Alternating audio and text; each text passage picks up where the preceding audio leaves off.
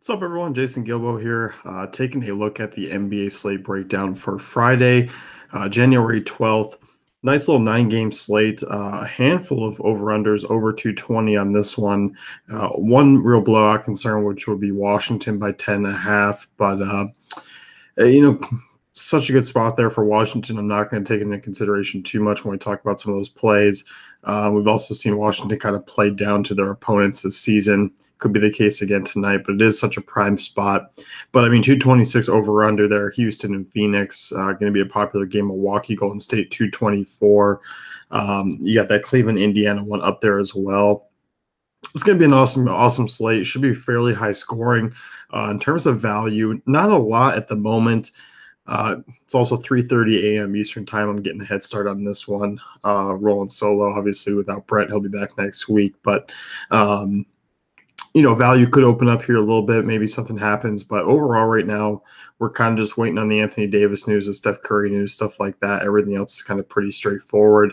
I'm going to roll position by position for today. It's a little bit easier on me in terms of just talking and kind of get my screens all set up. But we'll take a look at point guard here first. There's a lot of options on this slate in terms of the guard spots, especially at the top. When you look at Chris Paul in that matchup, he finally showed off the upside against Portland last time out. He took 29 shots, had 11 assists, 7 rebounds, scored 37 points, dropped 70 DK points. We've started to see the steals obviously kind of produce. He's averaging 2 per game this year. He has 7 over the last 3 games. In a matchup against Phoenix, you kind of anticipate him to grab a couple of steals here as well. Last time out against Phoenix, he only played 20 minutes, put up 37 fantasy points. Paul can certainly be a high-end scorer. He can put up huge fantasy points along the lines of a Durant or a Giannis or a Cousins tonight. It's just do you want to pay that price tag with an abundance of guards that are a little bit cheaper? I definitely think you can here, but there are quite some other options. Steph Curry is questionable for this game. He did go through practice for Thursday. He would be a viable option against Milwaukee, probably just strictly a GPP play for me. We'll rather go other directions than cash games. When we look at Milwaukee, obviously over the last 10 games, they've been a team that has struggled, third most fantasy points allowed. They were first for a while, but obviously we saw Chicago give up, Jarrett Jack triple-double, which I don't even know what to say about that. But we also saw Dallas really struggle as well with Kemba blowing up. So those numbers are a little bit inflated. But Milwaukee's still been a team that has been struggling. I definitely don't mind using Curry and GPPs. But if he plays it, it's kind of mellows me out on using Golden State as a whole. But we'll talk about some of those other options. We kind of get to a pretty strong range here in this top end. John Wall, Damian Lillard, 2 intriguing options.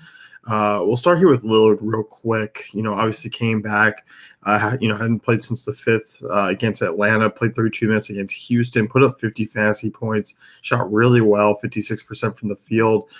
Gets a New Orleans team that, does struggle, allowing teams to shoot 46% from the field. They are allowed 111 points per game.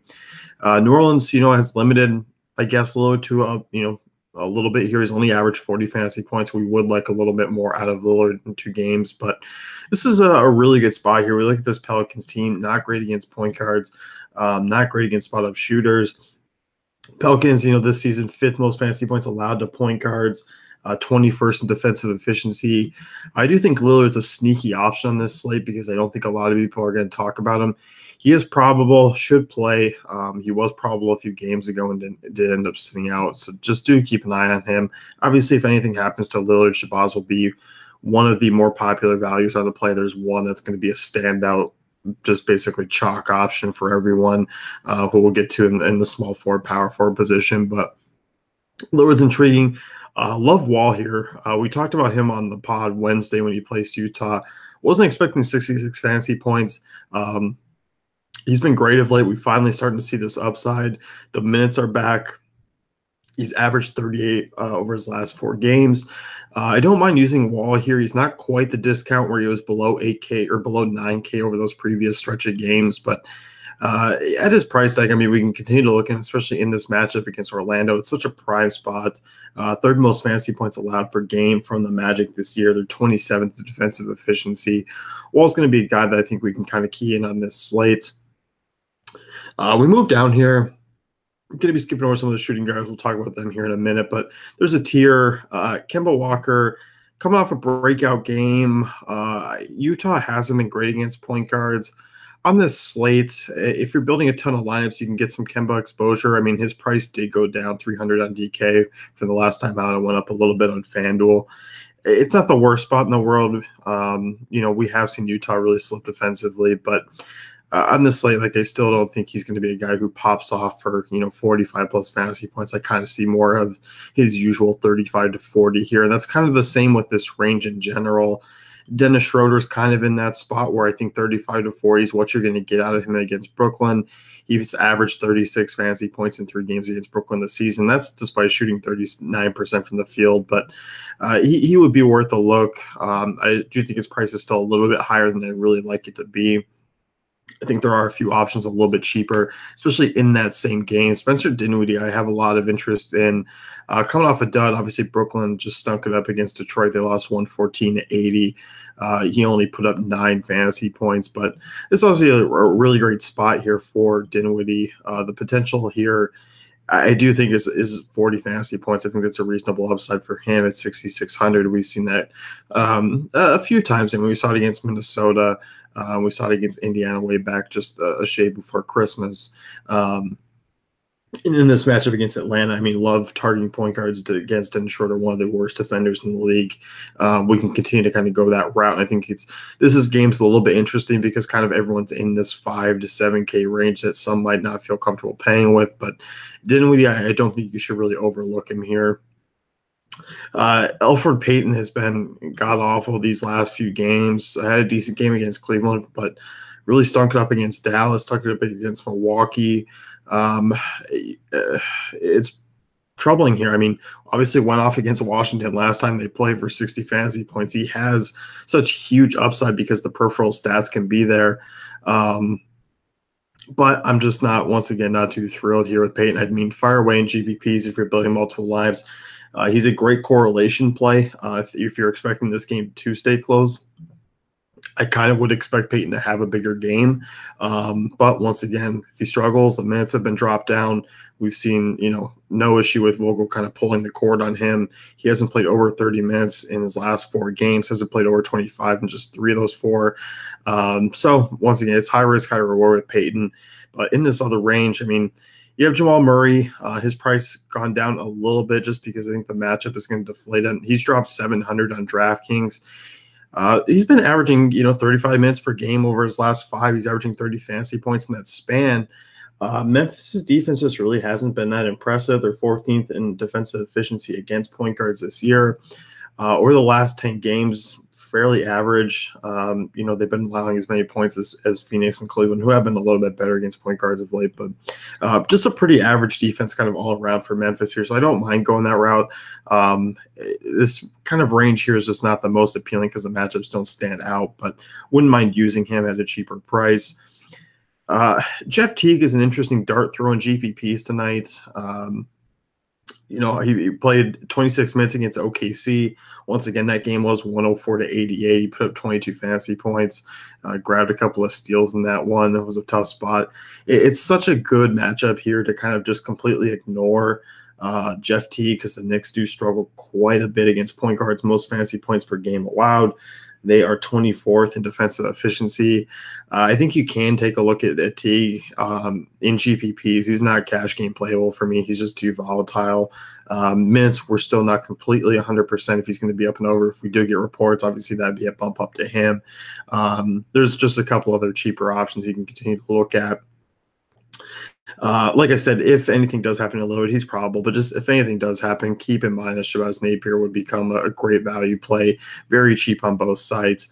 But I do have some interest here a little bit in the Darren Collison and Corey Joseph duo, who have been pretty much just splitting the minutes there in Indiana.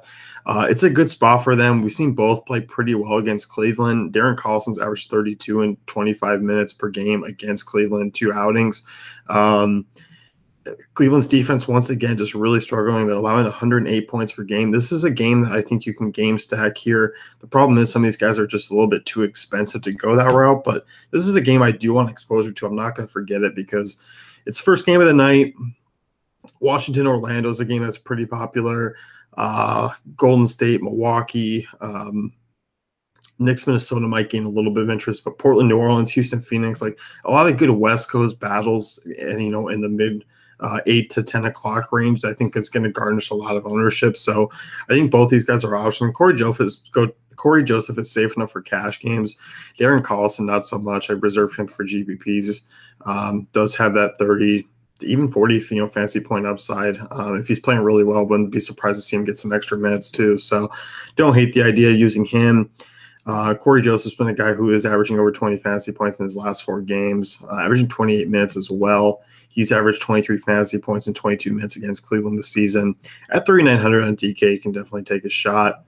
As far as other value guys, Andrew Harrison came back and played 30 minutes against New Orleans, put up 28 fantasy points. Didn't shoot well, went 3 of 11 from the field. So just comforting that he still was able to grab some peripheral stats. He did get 2 blocks. Against Denver, I definitely don't mind going this route. Nuggets, bottom 8 in fantasy points allowed to opposing point guards, 28th in defensive efficiency. They have been better of late, but I definitely don't mind going with Harrison. If there's more value that opens up, obviously Harrison will become a knockdown. But at the moment, because there's such a lack of value at the guard position, if you need it, Harrison is there. Let's move to shooting guard here. Obviously, it's an interesting spot. We have Jimmy Butler. We have Victor Oladipo, Tyreek Evans, Booker, all these guys up here.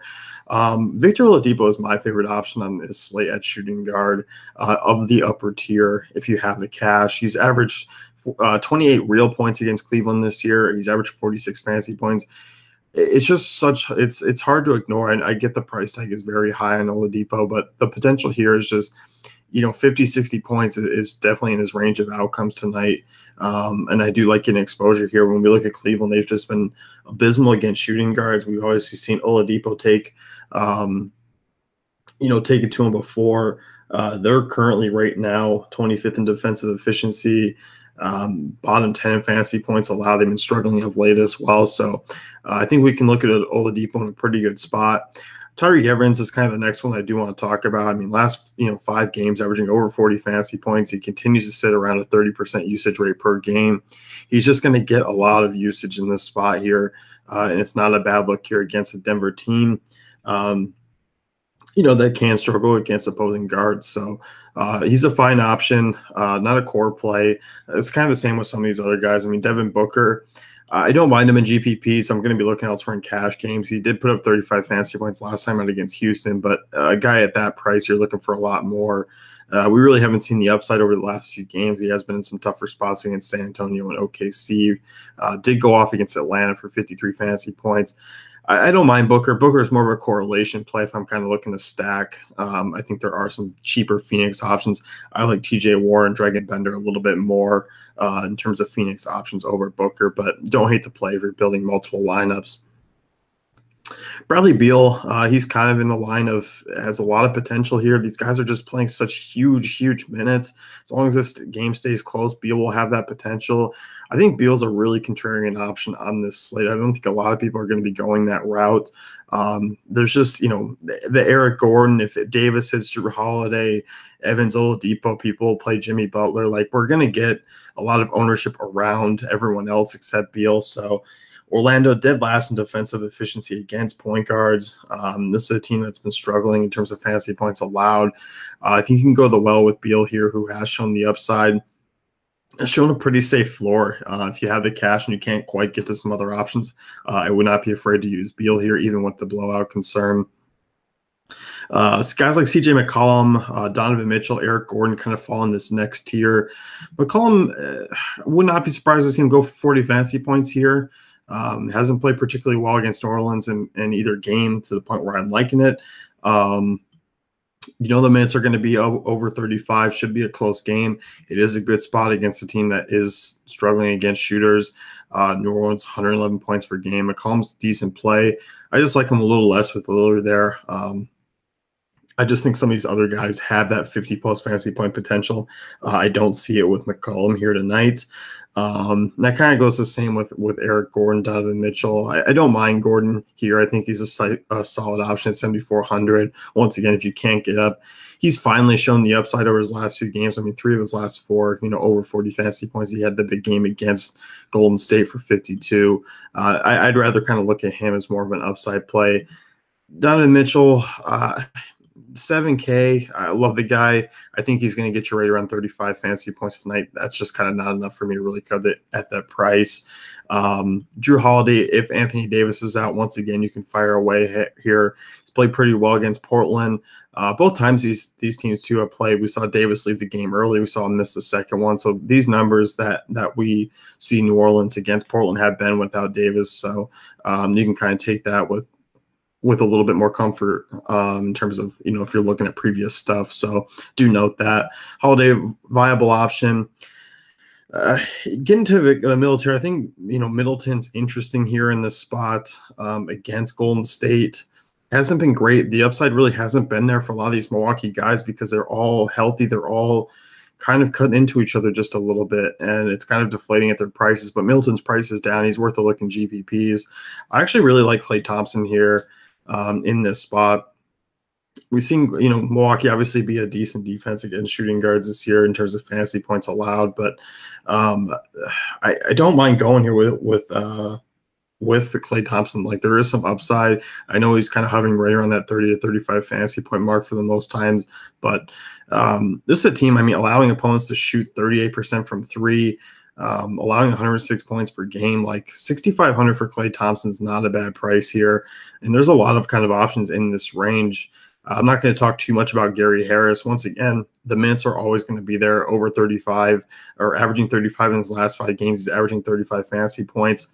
Matchup against Memphis isn't something I'm completely shying away from. They're 15th in defensive efficiency. We just took Drew Holiday against him the other night. I have no problem going back to the well here. His price is way too high on FanDuel, 7K. I'll rather go some other directions, but 5,800 on DK for Harris is a viable option, especially given the fact that he provides such a safer floor as like guys like Bazemore and LeVert, Gerald Green, Nicholas Batum, Will Barton. Like, I'd rather just use Harris kind of out of that group. Don't mind Bazemore and GPPs. LeVert, it's a good spot. The minutes are still always going to kind of be right in that 28-minute range. I don't hate the idea. He's a better play probably over on DraftKings. He's 5,500. He has averaged 27 fantasy points against Atlanta. I just don't know if he's going to give you enough of that oomph. He could here tonight. It's a good spot, but on a 9-game slate, I'm still looking at other directions. As far as other value guys go here, like, we're starting to kind of dip down into a range. You have Etuan Moore. He is shooting guard eligible. You have Trevor Ariza, who's shooting guard eligible on DK. Not the worst options in the world. You're going to get, obviously, Gerald Green in there as well, who's going to attempt double-digit shots. Ariza within a very impressive 39 minutes and did not score a basket. So great job, Trevor Ariza. You tried. But the minutes are once again going to be there in a fast-paced game. Scored 24 fantasy points in 35 minutes against Phoenix earlier this season. Don't mind him. Once again, it's a great cheap exposure to some of these high-scoring games. Like him and Ryan Anderson obviously are going to be in play because they're price tags. Etuan Moore, very interesting, obviously, with Davis out. If Davis plays, a little less interested in Etuan Moore. He's been right around 21 fantasy points against Portland this season. Portland's a average defense against a small forward spot. I don't hate Moore. His price is starting to come up a little bit, obviously, because he's had back-to-back 30 fantasy point games. If he's going to end up being super popular in GPPs, I'll kind of look to get exposure elsewhere. But the usage and shot attempts will be there if he sits. Value shooting guard, little weak tonight. That's going to be one of the down parts. Luckily, some of these guys on DraftKings obviously have shooting guard eligibility, like Harrison. One thing to note, that Bellinelli is questionable. That would give a couple extra minutes to Bazemore, who we've kind of seen cut out at right around 27 minutes. I don't hate him. He's probably more of a FanDuel guy for me, just because he is still cheap and he's not around as many other options, just given the fact that the pricing is a little bit different. Evan Fournier, we finally kind of saw him, hit stride against Milwaukee, shot 57%, 14 shot attempts in each of the last 3 games. Minutes have been there for the most part outside of the last one. I don't hate it. I usually like small forwards against Washington a little bit more than shooting guards, but Fournier's worth a look once again, kind of a game stack because it is cheap. Would love to get exposure to Jonathan Simmons here. I really would. I just don't know if he's healthy. 15, 20, 21 minutes over the last 3 games. He just hasn't looked great, hasn't been involved. We've seen his own play a little bit more here. I think it's really just hard to use. I'm going to need to see kind of some decent games out of him before I really look to use him. Outside of that, though, pretty much it. It's going to be a night where I think guard's going to reign a little bit higher. I think there's a lot of great small forward, power forward values as well. So I think guard's a spot where you can look to pay up. Moving to the small forward position, obviously loaded up top, given the fact that 3 of the small forward studs are all playing tonight. LeBron and the Cavs coming off a down game, obviously against Toronto. Down game have just been blown out the last 2. Blown out against Minnesota, close game against Orlando, struggled against Boston. Cleveland's obviously in a funk here. LeBron could easily kind of wipe the floor tonight's slate. He could easily drop 70 fantasy points. He's averaged 60 in 2 games against Indiana this year. This is such a prime spot here for LeBron. It's hard to kind of differ from him. If Curry plays, obviously LeBron's an easier price to play over Durant, given the fact that the usage comes down a little bit for Durant. Things start to get spread out. So I love LeBron here. He's a guy that I will look to build around a couple of lineups. I definitely do want some exposure. Giannis is another one to get some exposure to tonight. Obviously, we've seen kind of a lack of upside outside that Washington game, but the minutes will be there. He'll be above 35. Big home televised game against Golden State. Should be a fun one. His price is down just a little bit, so have no problem going back to the well there. But once again, if Curry plays, Durant's obviously going to be a guy who sees a 30% plus usage. Should see a lot of rebounding opportunity, given the fact that Milwaukee ranks 26th in rebounding. He has that type of upside.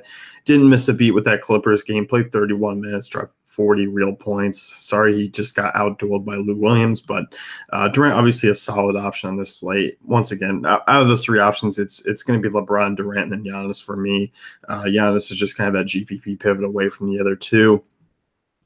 TJ Warren, a guy I really, really like tonight at his price, 6,200. No Josh Jackson, no Marquise Chris. That means Warren's obviously going to suck up a ton of minutes here. 6,200 on DK, really nice price tag against a Rockets team that haven't been great against small forwards this year. 26 in defensive efficiency. Over the last 10 games, they've been pretty average. They've been bottom 10 in terms of fantasy points allowed. We've seen Warren play really, really well. He's been above 30 fantasy points in each of the last 5 games, been above 40 in 2 of those 3. One's a guy that I definitely want some exposure to. He's cheap exposure to this matchup. You can give him a look. Otto Porter is a little bit interesting on DraftKings at 6K. I'm not a big Otto Porter guy. He did have 29 fantasy points in 22 minutes. That game was a blowout last time. Porter, a little bit rough. He hasn't been above 30 fantasy points since that big outing towards the end of the year against Houston, but it is a good spot against Orlando. I don't mind going there. Over the last 10 games, they've allowed the 3rd most fantasy points per game, so definitely a fine option.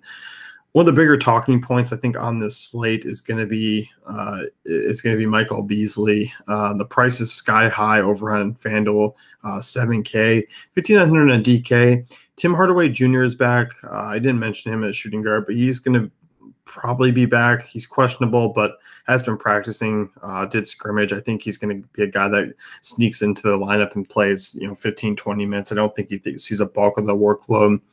But Beasley's obviously been a high upside guy.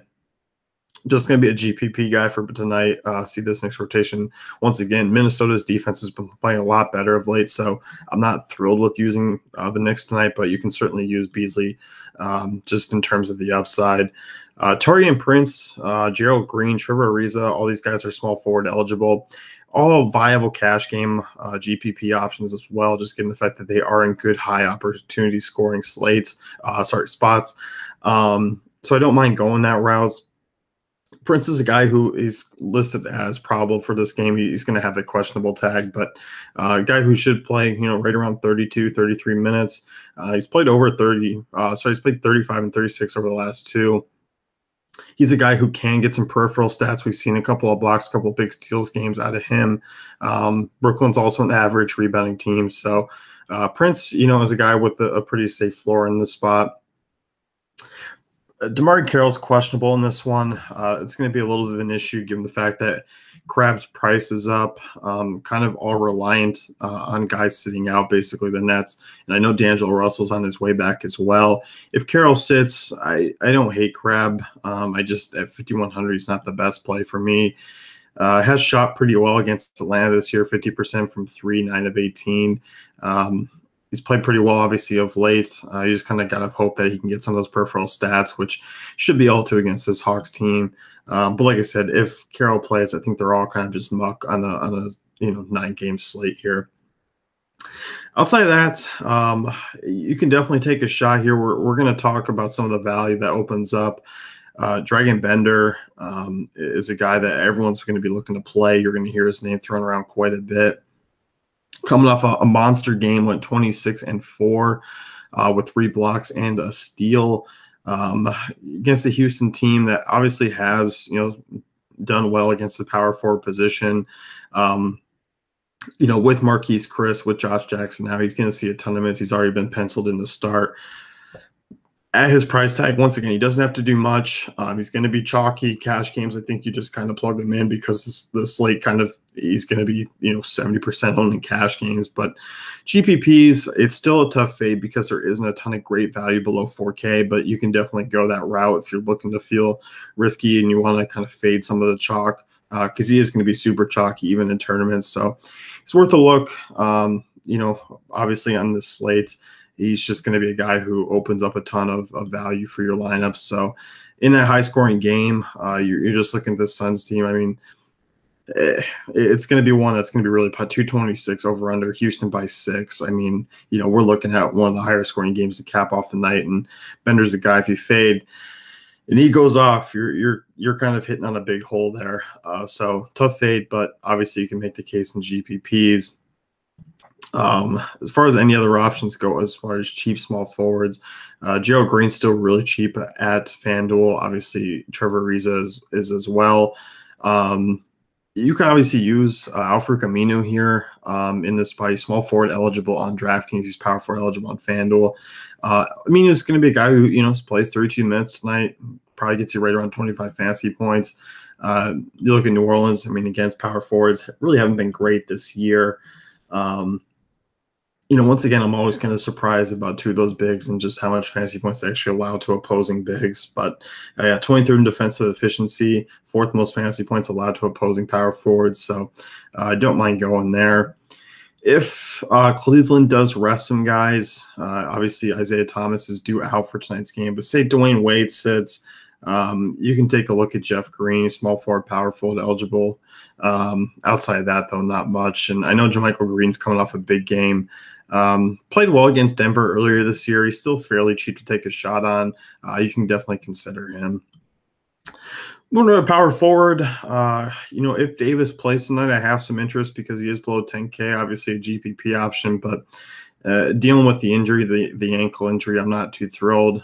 We do need to keep an eye on him. Obviously, he's the guy that we're going to have to keep probably the most eye on, probably even a little bit more so than Curry, just because it affects Cousins, affects Holiday a little bit. So if Davis plays, he's obviously a GPP play, never a cash game guy. He's below 10K in DraftKings. I know we always get excited about that. He still has that 50-plus fantasy point upside. Like I said, he's got no history against Portland this year. He's only played 5 minutes against him. He did leave that game early. So definitely an option. Moving down the list here, I think it obviously comes down to kind of Draymond and Porzingis as those secondary options. Both 7,800 on DraftKings. Porzingis is going to be a guy who's probably going to play close to 40 minutes tonight, and that's just kind of what you want out of him. Shot a little bit better last time out against Chicago. The block shots have been there. It's been one of the more appealing part of his games. We'd like to see the rebounds come up a little bit more, and we'd like to see a few assists come out. Obviously, that hasn't been a part of his game, but with Hardaway back, I don't think it's going to affect him too much this game. And at that price, I'm not too concerned, but obviously some usage will drop with Hardaway on the floor. But Porzingis is a versatile option. It's hard to defend him. It's going to be hard for Taj to kind of chase him around, so I'm not too worried. They'll probably play him a little at the 5.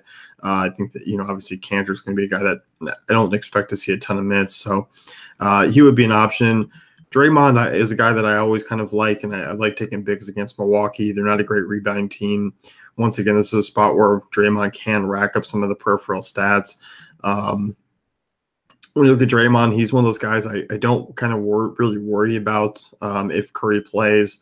He's going to be a guy that I'll try and get some exposure to. But I think there's a spot where you can kind of look to pay in this mid-range. I know Sabonis is priced up quite a bit. He's averaged 31 fantasy points in 2 games against Cleveland this year, 12 and 10. Cleveland's not a good rebound team. Sabonis is an excellent rebounder. They're 23rd in rebounding. Sabonis is a guy, once again, Miles Turner ruled out. He's going to play, 30 minutes here. Didn't really have the peripheral stats, against Miami. He didn't rebound all that much. He did get 7, but Miami's kind of back to being a pretty good rebounding team with their bigs. Sabonis is going to be a guy that I look to get some exposure to. I think there's still some upside at his price. If I can fit him in, I don't mind it, but there are cheaper options at this spot. Trey Lyles a little bit cheaper. Once again, Memphis has been pretty average. Lyles isn't a must play, but he's 5,800. The price has dropped down a little bit. I think you can get some exposure. Memphis 18th in defensive efficiency, against the power forward position. As far as rebounding goes, they're 24. So really, Memphis it's that mediocre team that no one really likes to target right now. And I know they play a little bit slower pace, but I still don't mind Lyles here in this spot. As far as other options, Ruslan Ilyasova has been excellent, averaging 31 fantasy points over his last 5 games, despite shooting under 40%. Hasn't really played Brooklyn with the opportunity of showcasing what he's got, because he's obviously been in a flux of minutes with the bigs here. Ilyasova is the most comfortable one that I feel using out of this Atlanta front court. Brooklyn's obviously a team against power forwards. 4th most fantasy points over the last 10 games, most fantasy points allowed to power forwards this season. At his price tag, you can definitely feel free to use him. I don't think you can. I don't think you'll get burned here. I don't think he'll get 22 minutes or anything like that, or get pulled early. So I definitely feel comfortable using Ilyasova in this spot. Thaddeus Young, he's not my favorite option, but he's cheap. He's been rebounding pretty well the last 2 games. He's going to get a rate around 30 minutes. I don't mind Thaddeus Young at his price. Once again, he's small forward eligible on DK. That's a bonus for him, but he's just kind of one of those fillers if you need him. Like I said, Bender's going to be really popular. You can use JaMychal Green. Ryan Anderson's an interesting play, obviously on this slate. Phoenix struggles against power forwards. Bottom 5 in field goal percentage allowed, bottom 8 in fantasy points allowed, 29th in defensive efficiency. We saw Anderson light them up, 6 of 10 from beyond the arc last time, outscored 24 real points. This is a good spot here. Obviously, Phoenix allowing 113 points per game. Houston just a sky-high total. Anderson's worth a look. He's on the road where he averages 3 more fantasy points. He shoots much better, 5% higher. Shoots 7% higher from 3 in away games. So he's in Phoenix here, so definitely a guy that you can look to use. And Kaminsky, viable GPP option. Utah's front court defense is obviously lacking without Gobert. Kaminsky's a guy who's probably going to get to around 25 minutes. He does have some upside here. Utah really struggling to defend the 3. We have seen Kaminsky go out there and take some shots beyond the arc. A guy who can hit the long ball, so I don't mind him. Aminu, as I said, Bender, as I said, these are all viable options on FanDuel. I know I'm kind of looking more towards DK pricing and DK positions, but definitely some cheap options at power forward, which kind of goes in the hand of maybe building a little bit heavier at the guard spot tonight. Moving over to center, DeMarcus Cousins obviously has punished Portland in 2 games, and as I mentioned, Davis was missed out for most of those games. He's averaged 38 and 10 against Portland. Obviously not a great spot against Portland. We know they're a good rebounding team. Nurkic is a viable defender. But it's hard to ignore Cousins. I know he was kind of dropped a dud for his price, but the minutes are going to be there. He's probably going to play right around 40. There is that potential. Last 10 games, Trailblazers has been a little bit more average against center. So, you can make that case for them that they've been a little bit worse off. So, Cousins' option, maybe not a lot of people go that route just because there's going to be plenty of other options. But keep that in mind if Davis doesn't play. Cousins obviously going to be a guy that the usage goes through the roof with. Karl-Anthony Towns is interesting here. The Knicks are bottom 5 in defensive efficiency over the last 10 games against opposing centers. Obviously, we've seen Karl-Anthony Towns be terrific. He's been under 40 fantasy points just 3 times over his last 10 games, been over 50 in 3 of those. Obviously, he hasn't played a full boatload of minutes because they played well against OKC. They blew out Cleveland. The minutes are going to be there. He's averaging 35 this year. That's always the positive point with all these Minnesota guys. So definitely a guy that you should keep an eye on this slate. Going to see probably a lot of Cantor. Going to see some Cantor for probably about 18, 20 minutes. Going to see some Kyle O'Quinn, a little bit of Porzingis. So Towns is definitely a guy that I have some interest in. Other options here, we've seen Jokic play, pretty well. He had that big high ceiling game against Memphis earlier this year. I'm not really looking to go to Jokic here tonight. If you're building a ton of laps, I don't mind in GPPs. I actually like the other side of that game. I don't mind Marc Gasol, who put up an equally great game, 47 fantasy points last time out. Both these teams, Denver's a good rebounding team. They're a good defensive efficiency team against opposing centers. I don't mind going that route. Like I said, I think Dwight Howard, Clint Capella are the two that I'm looking the most at. Dwight Howard in a good spot against Utah. The Jazz over the last 10 games, allowing 6 more fantasy points than their season average. We look at Dwight Howard, obviously just huge rebounding potential here. Utah's 25th in rebounding. You look at Dwight Howard, coming off a nice 15-12 game with 4 blocks and a steal. The blocks of 1.3 this year per game. We look at Howard. He's obviously been much better at home, averaging 39 fantasy points compared to 32 on the road. At his price tag, he's definitely a guy that you can consider. Clint Capella is another one. Played just 21 minutes in that Phoenix game, put up 33 fantasy points. Has that fantasy points per minute type upside. We saw that against Chicago. Struggled a little bit against Portland, but as long as he stays out of foul trouble, which he should here, he'll definitely be fine. That's 7,100 on DK.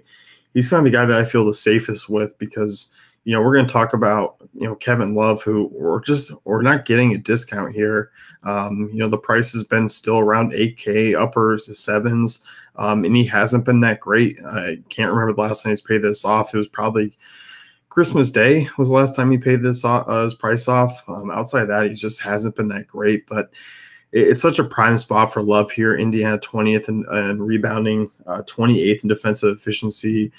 This season, they're allowing the second most fantasy points per game. Only person more is the Hawks.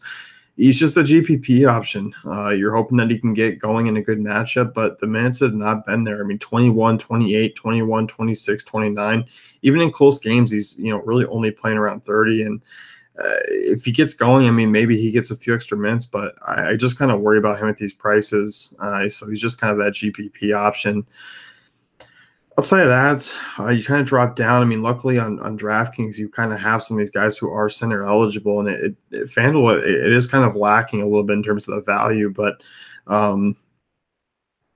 outside of that, you do have the eligibility of using maybe Ryan Anderson at center. John Henson's a little bit interesting. We've seen Golden State struggle against opposing bigs of late. He's a guy that can rebound pretty well here. So I don't mind Henson in GPPs. I think he's a viable option, but cash games, I'm going to be looking some other directions. Anyone else here? Marcin Gortat, his minutes have been up a little bit, 27, 33, 27, 29 over his last 4 games. He's never going to be anything more than a GPP guy. FanDuel, if you kind of don't have a lot of the cash left and you're kind of building from point guard down and you need a couple of cheap guys, I don't hate it. It's not the worst play in the world. It is a decent spot. Bismack Biyombo is obviously a decent defender, but Orlando's still kind of allowing plenty of fantasy points to opposing centers this season.